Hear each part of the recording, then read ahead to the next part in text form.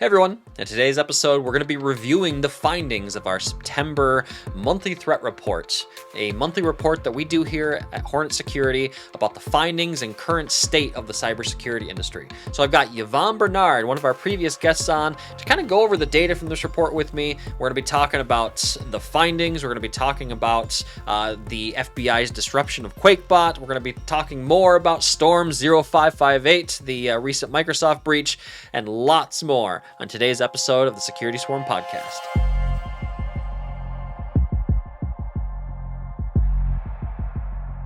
Welcome back for another episode of the Security Swarm podcast, the podcast that brings you the knowledge and insights straight from the security lab here at Hornet Security. As always, I'm your host, Andy Serwich, and I've got a returning guest on the show today. I've got Yvonne Bernard. How's it going, Yvonne? I'm good. How are you? Doing good, doing good. You know, I was thinking about this when I was prepping for this episode. I'm like, we had Yvonne on for episode 1. It feels like forever ago now, but I'm like, we haven't had you back on the show since. So my apologies, it's taken so long. It's always great having these conversations with you. So good to have you. Yeah, thanks for having me. Definitely. So I guess before we get into the topic of our episode today, for those listeners or watchers out there watching this show that may not be familiar with who you are, can you tell us a little bit about yourself and what you do for Hornet Security? Yeah, sure. Yeah, my name is Yvonne Bernard. I'm the CTO at Hornet Security. I have a background in research, so I'm kind of the nerdy person. At Hornet Security, I was first the assistant to Danny Hofmann, our CEO. I then took over product management, made that a 10-person department, and then I moved over to CTO role, which also includes the product management team, but also our product development team, our innovation and research areas, and our very own security lab where you're based, right? That's right. That's right. Well, it's very good having you on the show, and I love how you put it. You know, kind of the nerdy stuff, the research stuff, and it's. In my opinion, that's the fun stuff, right? Because you're digging into the what ifs and, hey, how does this thing over here work? And it's, to me, that's always the fun part. So really glad to have you on the show to basically talk about our topic today. And just like we did last month, well, we do it every month. Every month here at Hornet Security, we release what we call the monthly threat report. And in this report, we look at our data and industry news, and we basically present a number of different statistics and happenings in the security space, right? And there's always interesting findings. And last month we had our good friend Umut Alamdar on to talk about this particular episode. And this month, you're my lucky victim for this report. So, well, I guess, Yvonne, we'll just kind of start going through the main bullet points here as we get into this. And the first one we got on the list is, when we look at our monthly email security data, what we saw over the data period for this report being August 1st to September 1st, so 31 days. I think September is a 31-day month, isn't it? Yes. So, but basically our data shows that in general terms, there was a slight decrease in threats for this report's data period. So when we talk about email threats, you know, we have all of our different categorizations, right? We have threats, advanced threats, spam, rejected. We saw that threats and advanced threats were down. And, you know, people would ask me, you know, well, why is that? Well, Umut and I, we actually touched on this a little bit in last month's episode where we talked about the MTR, the monthly threat review report. And it's basically just that ebb and flow of threat actors, right? What are your thoughts, Yvonne? Yeah, I agree. I mean, even hackers have to go on vacation at some point, and the best time is when the victims are on vacation too. So in Europe, August is kind of the vacation months, especially in Spain. People work less hours, even if they work officially by the government. And if there's a time in summer to do less hacking, then it would be the perfect time in August. You know, that's a good point. And I always feel weird going down this particular rabbit hole because if you look at threat actors, I guess and this is, like I said, this is really strange. If you look at threat actors, they do kind of see their quote unquote profession as a career, right? And I don't remember what show I was watching, what podcast I was listening to at the time, where they were actually interviewing somebody from the dark web, and the guy was actually referring to his job as a threat actor as a career. It's really strange to me.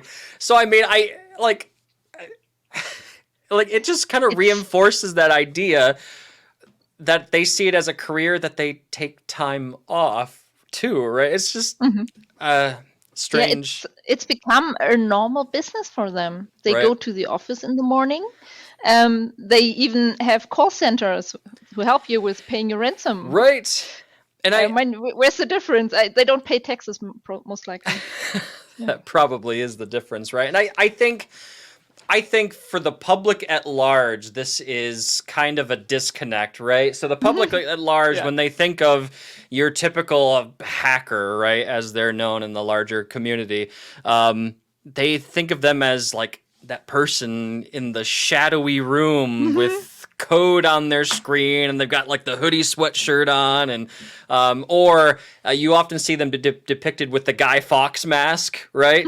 And that's not the case. Chances are there's a bunch of threat actors sitting together in an office building somewhere, and it's very strange. But anyway, like you said, that's a good point. You know, threat actors, they take some time off too. And if I'm a threat actor and I know that, hey, there's not as many people in the office, there's not as many people to consume my malicious email, right? And it kind of makes sense there. So, well, moving on to our next data point here, another thing that we always look at in the monthly threat report is the types of file types that are used to deliver malicious payloads. And what we saw for this data period was that HTML files, by and large, are the most prevalent file type over the last 31-ish days that have been used to deliver malicious payloads. Previously, it had been PDF and archive files, and the main reason that we attributed for this change was because of the FBI's disruption of the Qakbot botnet. Now, we'll get into that here in shortly later in the episode, but HTML files are kind of the big thing that we saw in our data. And I don't know, HTML files I've seen around for a while, but they definitely are seeing more use right now. What do you think, Yvonne? Yeah, I absolutely agree. HTML files are the way to go right now, but I would be careful with PDF files because the format is really made in a way that it's pretty easy to put malicious stuff in there. So it's the portable document format, as everyone probably knows, and it allows for errors that are sometimes used by the normal generator. So you have to be kind of flexible when opening it as a viewer. And that really forces you to accept some kind of differences in the files. And that really makes it easy to put some malicious JavaScript or whatever into it. So I think it's still a good way to hide your malicious content. Right. Yeah, we've seen PDFs at the top of the list for a while now. Thankfully, the one thing that we no longer see in our top 3, 4, I think even 5, if I remember correctly, going over the data, is docx and Excel files. It used to be that they were quite frequently near the top of the list, but boy, I think it's been a year and some change, where Microsoft finally finally made the decision after all this time to disable macros by default in Office files, right? Which clearly has had an impact on at least the file types that threat actors are using out there. So. Absolutely. I mean, for our customers, it was not so much of a change because when you activated our content filter, the default policy that we suggested was blocking those doc macros and Excel macros anyway. So most of our customers were not really exposed to malicious doc and Excel files anyway. But I think it's the right way for Microsoft to go. If you have something that really causes security concerns in all your customer base, what's the point in not changing it? So I'm really lucky that they did it. Yep, definitely. Definitely.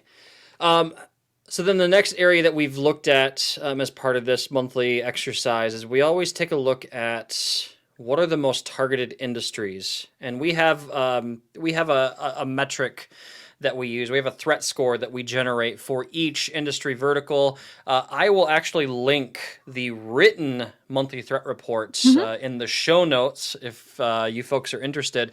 But we actually have a quick mention of how the math works out for how that threat index is generated.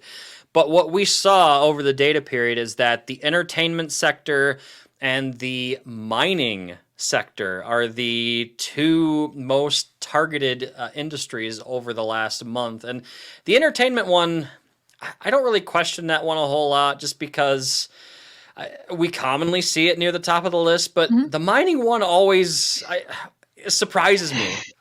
Yeah. I always try to attribute that to something, and it just, I, I mean, there has to be money in that space, right? So Yeah. if I'm a threat actor, Absolutely. okay, if I'm targeting a company that mines precious metals or something like that, right? I mean, I know there's money there, so maybe that's why, but I always found that interesting. What are your Yeah. thoughts? Yeah, it's a quite a niche to go. So I was Yeah, surprised as well to see that, and I don't think we've seen it in the past. But yeah, there is big money in it, and probably also not too many victims, so that you're quite lucky with some very targeted attacks to really achieve your goal to make money in the end. right, right. Yeah, anything in the precious metal space is just there's millions and millions and millions of dollars at play there. So I can Mhm. definitely see that angle on it. The next area that we always look at too, kind of along the same vein, is brand impersonations. Mhm. So, very commonly in phishing situations, a threat actor is going to pretend to be some major known brand to try and put that end user at ease, right? Oh, hey, it's Netflix. They need something from me. I sure this is completely safe, right?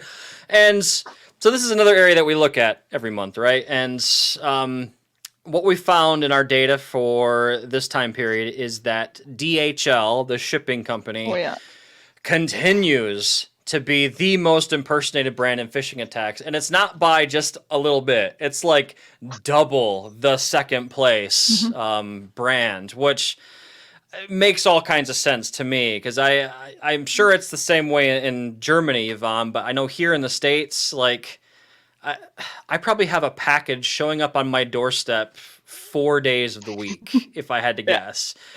And so, if I'm a threat actor, I'm going to try and impersonate a shipping brand just because I know that getting that message in front of the target at just the right moment. Oh, hey, your package was delayed. Click here to schedule delivery or something like that, right?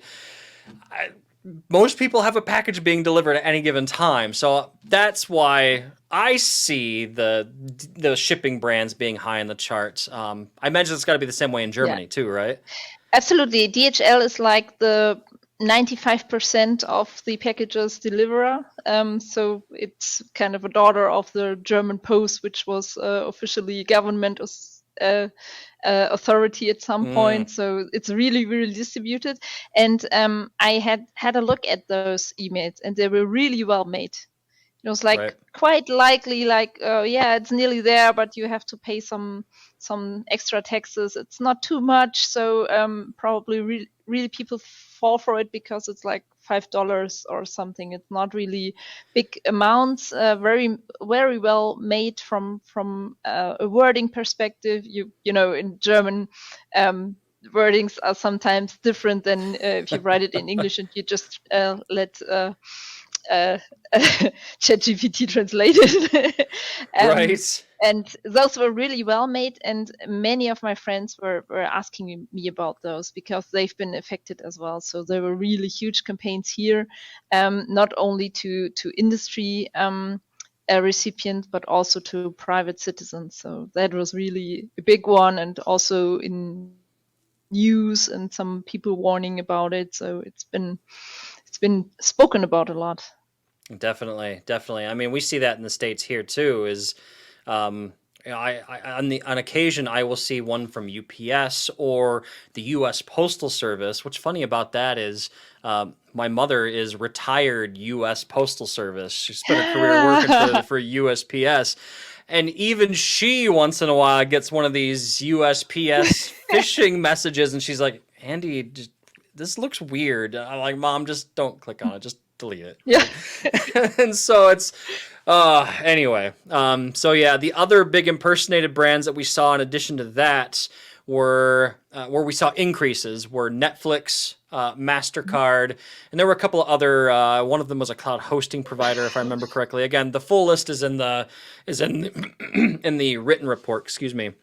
But the one big one to note here is Netflix. And we actually put a small section specifically regarding Netflix in the report because we've kind of seen I guess a new type of brand impersonation phishing attempt over the last 30-ish days where there's a phishing attempt going around that says, hey, your Netflix subscription is expired. Click here to extend for 30 or 90 days for free, right? And it's like, oh. Wow. And of course it has the urgency in play there, right? Your subscription is expired. Get free access now. Act now. You know, it's got all those phishing indicators in there. And if you look closely, I mean, it's coming from a Gmail address, right? So it's no big surprise, but little bits of a different one than we've seen in the past. So, well, our next topic on the list here is the big one. Yeah. And I'm sure everybody out there has probably seen a headline somewhere about this, is that the FBI, a couple days ago, in fact, they basically took down the Qakbot botnet, right? And if you're not familiar with the Qakebot botnet, Umut Alamdar and I, we did an episode specifically about Qakebot. I'll link that in the show notes. Basically, very malicious botnets. A botnet that was able to spread itself very quickly and very effectively. If I remember correct me if I'm wrong here, Yvonne, but I believe the FBI said they detected 700,000 infected machines worldwide, which is a crazy amount. I mean, a botnet of almost 1 million endpoints is huge. So, I mean, just the fact that they've been able to take down a botnet of that size it's pretty impressive, to be honest. What are your initial thoughts on this news? Yeah, I think it was not just the FBI, but also authorities in other countries have helped. Some private companies assisted, and it was a kind of joint effort, similar to when Emotet was taken down. It was an effort of the European authorities, and this time this was led by the FBI. So you can just imagine how many people were involved, how many hours have been spent in preparing this and then actually executing it. And what I really like about the execution is that they made it really easy for the affected users. I think they used the botnet to kind of put in the kill switch and have it delete itself in the end, easily spoken. And I think that's really the beauty of it, using the botnet to do the remediation. Right. It's a brilliant thing I always like. Fight fire with fire. Yeah, 700,000 clients helping you out to build this big farm. And congratulations to everyone who was involved there. It was impressive. For sure. I just try to think of the scope of that operation and just everything you would need to pull that off. I mean, I don't know as if it even said, but I have to imagine there were countless numbers of command and control servers. A number of different IP addresses involved. And when I say a number, like a ton. I mean, just the work identifying all the command and control servers, where the traffic's coming from, figuring out where it's hosted. I just think of everything you would need to shut it down quickly and effectively all at once. Because you let even one command and control server get left behind, and it's just going to come back, right? So, I mean... That's the really impressive thing to me, is just the thoroughness of it. And this always begs the question for me when I'm thinking about botnets, and we kind of saw this with Emotet a little bit too, right? Is like I see some news outlets that have been using the terminology dismantled or taken down, and in the back of my mind, I've got this little voice that's just like, yeah, but that's what we said about Emotet too, right? Yeah. And Yeah. I guess I should preface this with I how do I want to put it? There's no doubt Qakbot has been heavily disrupted, right? There's no doubt, right? But I guess one thing, and I think you actually said this in your statement in the monthly threat report, was we just kind of have to keep an eye out now over the coming weeks, months, years, just to make sure it doesn't have some sort of resurgence, right? Yeah, absolutely. So again, don't trust those PDFs. Right, exactly. And because that was one of the primary mechanisms that Qakebot used was malicious PDF files, right? And so we saw that as, I think we mentioned it earlier, that we saw the disruption of Qakebot as one of the main reasons for the decrease in PDF usage. But it's interesting news for sure. Yeah. Hey, hats off to everyone involved, like you said. I'm not sure I have anything else to say on the matter right now, but otherwise, great information, great news, and we'll keep an eye out and hope it doesn't come back, right? Yeah. So yeah, and also keeping an eye out on who's going to be the next big one, right? Yes, that's true. And we were having some internal conversations in the security lab about this over the last week or two. And it's like, okay, what is going to be the next one? And I mean, we kind of defaulted to Emotet just because it's probably the other one that's most well known. But they've been relatively quiet lately. So, yes. But Since April, we didn't really see much of it. Yeah, right? Exactly. And so, I mean, those threat actors that were using Qakebot, they're going to have to go somewhere. It's not like they're going to be like, oh, well, Qakebot's gone. I guess I'm done being a threat actor now. It's not going to happen. Right? Time to retire. I wish that was the case. I guess we wouldn't have a job if that was the case. But anyway. Well, we've got 2 more data points to get through here with the time we have left. And the next one is, well...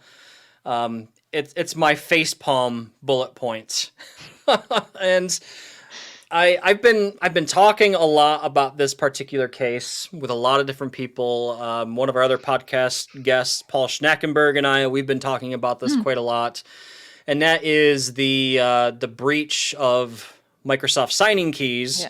By the threat actor that they've dubbed Storm 0558. Now, Storm 0558 is the code name for Chinese nation-state threat actors.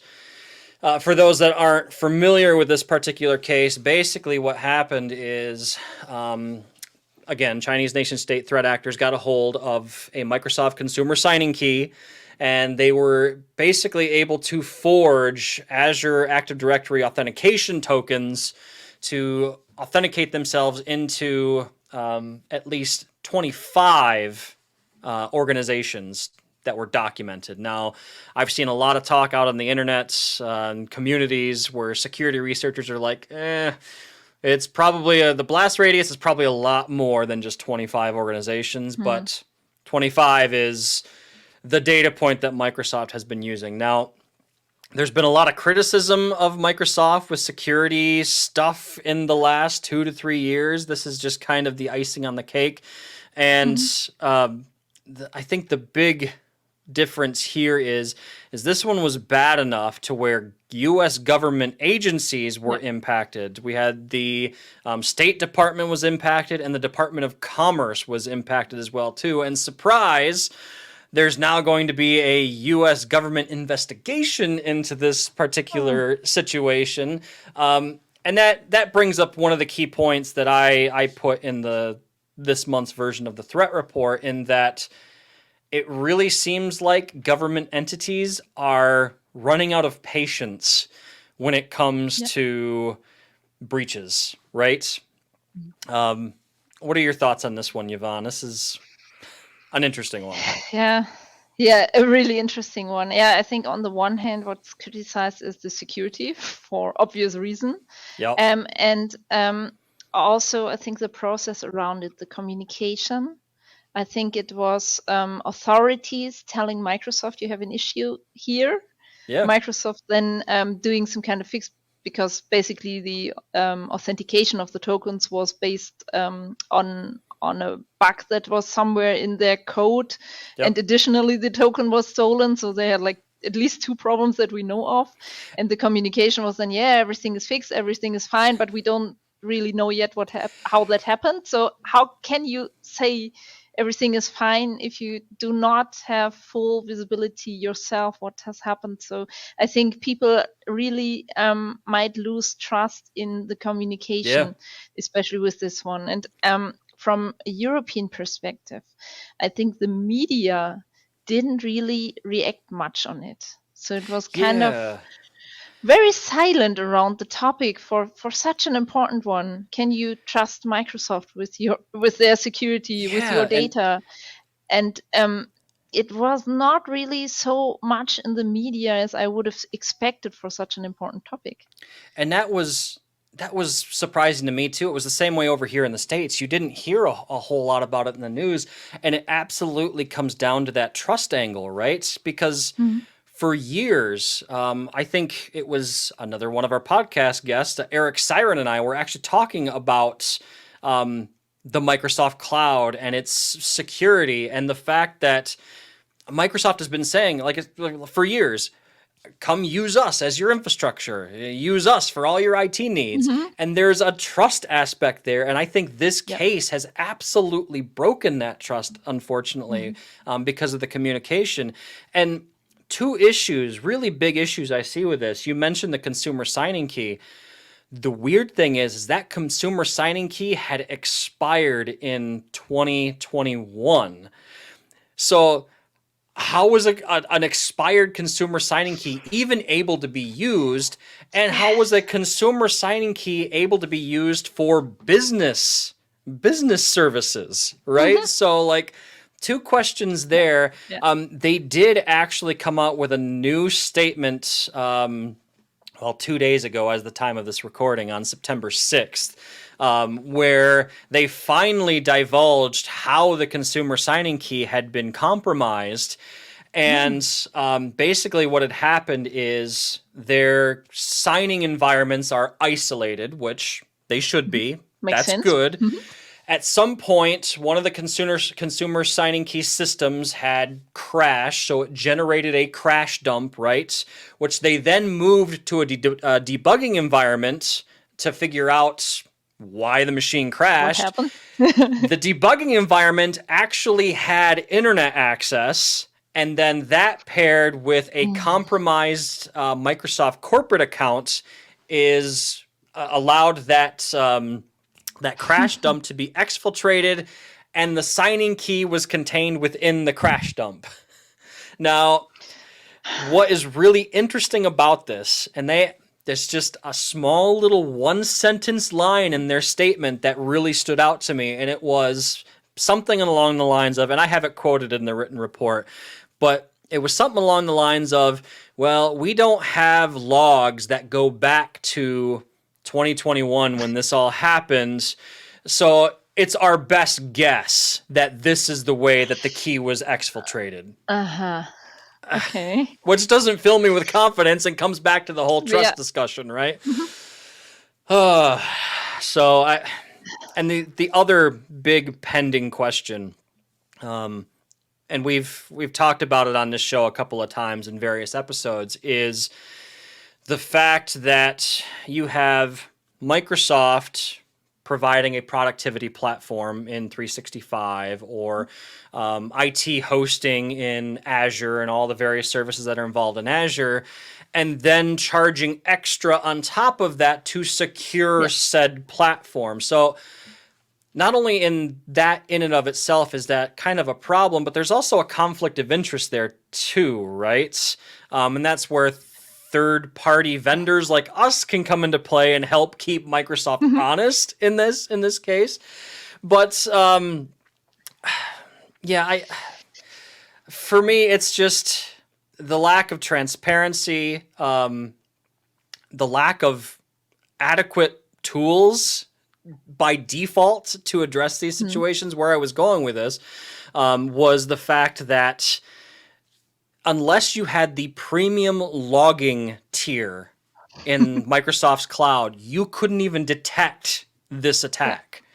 So now they are offering, I think, like a year of advanced logging for customers, which to me, it makes me think of, at least here in the States, I imagine it's the same in Germany. Anytime like your private data is lost in a data breach, the company that's involved is always like, "Oh, we're deeply sorry. There was a sophisticated attack that lost your data, and we'll offer a year of credit monitoring services for free."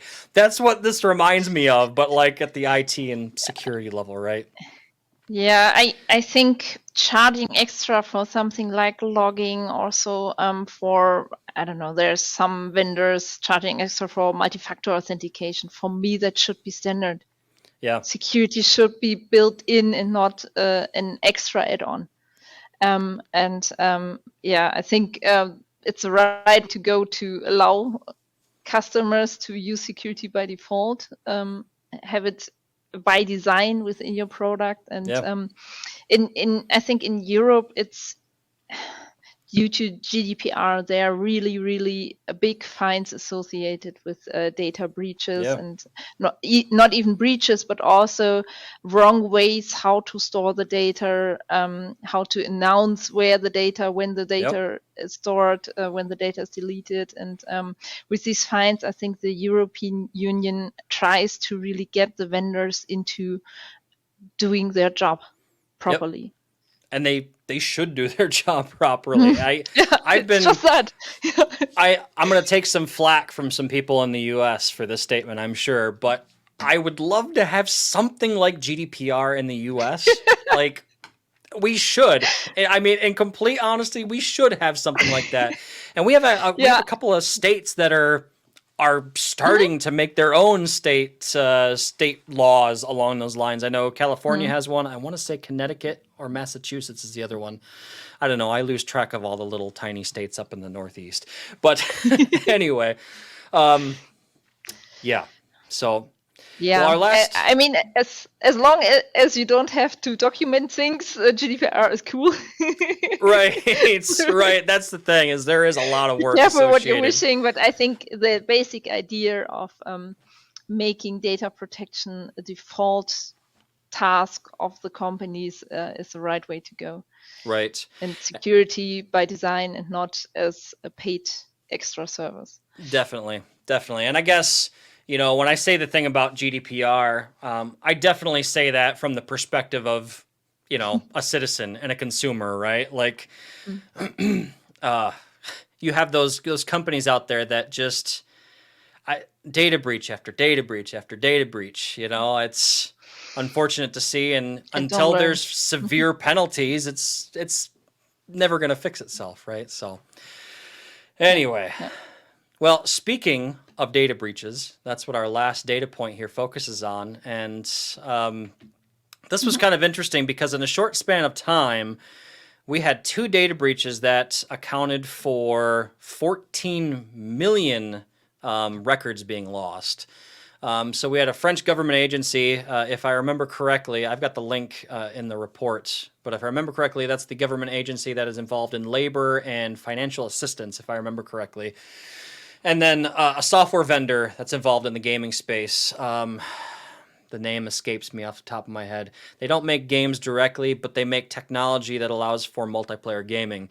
But between the two of them was 14 million records, which, you know, I wish that this wasn't a data point on our monthly report, but it happens every month, right? And I guess that goes along the lines of what we were just talking about, right? Until there are fines, right, and accountability, this is going to continue to be on our report, I think. Yeah.